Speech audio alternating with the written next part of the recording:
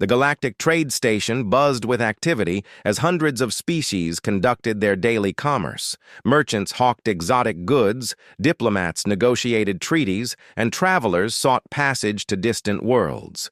But in the darkest corner of Level 7, where the artificial gravity generators hummed loudest and the air recyclers struggled to keep up, something huddled in the shadows that made even the most hardened spacers give it a wide berth.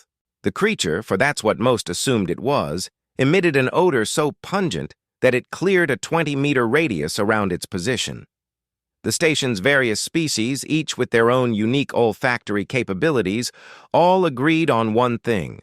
Whatever lurked in that corner smelled of death, decay, and something far worse. Commander Sarah Chen had been trapped in that corner for 3 standard days. Her environmental suit had been damaged during the pirate attack on her scout vessel. The recycling systems had failed completely, leaving her to marinate in her own waste and fear sweat, while the suit's emergency beacon flickered weakly. She'd tried to remove the helmet, but the station's atmospheric mixture wasn't compatible with human lungs.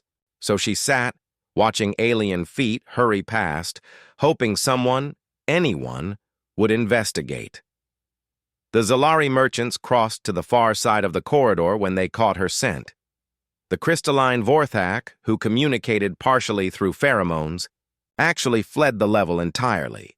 Even the notoriously hardy Krog laborers who could work in toxic environments that would kill most species refused the cleanup contracts for that section. On the 4th day, Dr. Marcus Webb arrived on Station Kepler 7. Marcus was a xenobiologist, fresh from a research stint on the methane swamps of Titan II. His olfactory senses had been temporarily dulled by exposure to hydrogen sulfide compounds. But more importantly, his human curiosity had been piqued by the station reports of an unknown organism of unprecedented malodorous properties. While other species fled from the smell, Marcus approached with scientific interest and a portable, atmospheric analyzer. Interesting, he muttered, studying the readings. High concentrations of ammonia, sulfur compounds, and human pheromones? His eyes widened behind his protective visor. That's not a creature. That's a person. Marcus had served in the colonial Marines before pursuing his doctorate. He'd seen soldiers trapped in damaged equipment, had witnessed the psychological toll of isolation and fear.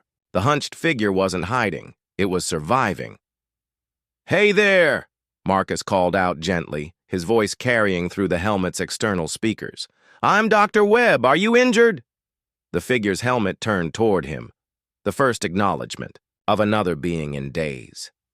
Through the grimy visor, Marcus could see human eyes wide with desperate hope. "My suit.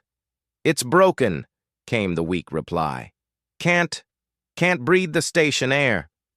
While other species had complex social protocols about contamination and ritual cleansing, humans had a simpler approach to helping their own kind. Marcus activated his emergency medical override, calling for a hazmat team and portable decontamination unit. "What's your name?" Marcus asked, sitting down beside her despite the overwhelming stench. "Commander Sarah Chen, Colonial Survey Corps," she managed. "My ship was attacked.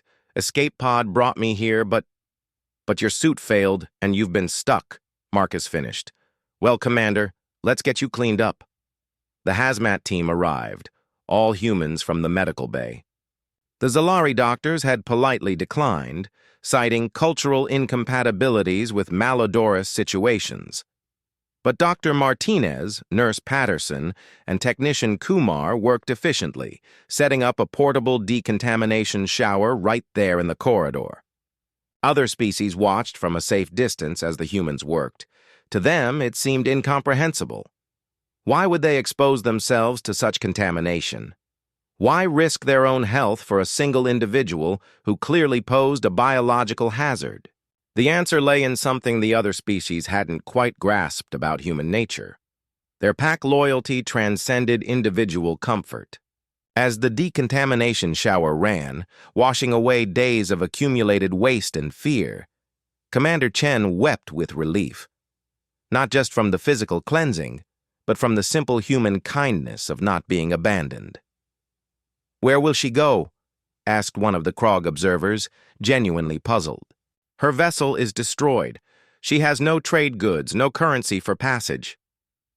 Marcus looked up from where he was helping Chen into a clean emergency suit. "She'll come with me, of course. My research ship has extra quarters." "But you don't know her," protested a Vorthak diplomat. "She could be diseased or criminal or—" "She's human," Marcus said simply. "That's enough." As news of the incident spread through the station's gossip networks, it sparked considerable debate among the various species. The Zalari couldn't comprehend risking contamination for a stranger.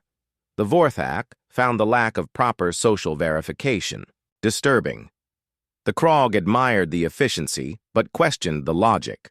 But in the human quarters of the station, the story took on a different meaning.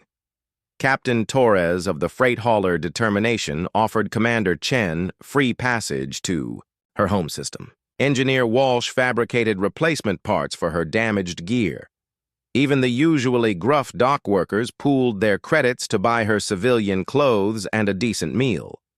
3 weeks later, as Dr. Webb's research vessel prepared to depart, station, Commander Vexka, a pragmatic Krog, requested a private meeting.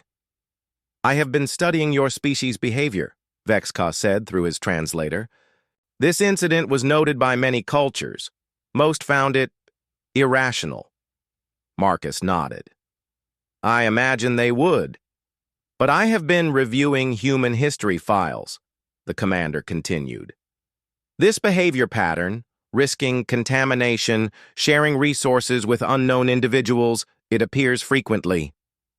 "We call it compassion," Marcus replied, "or sometimes just being decent."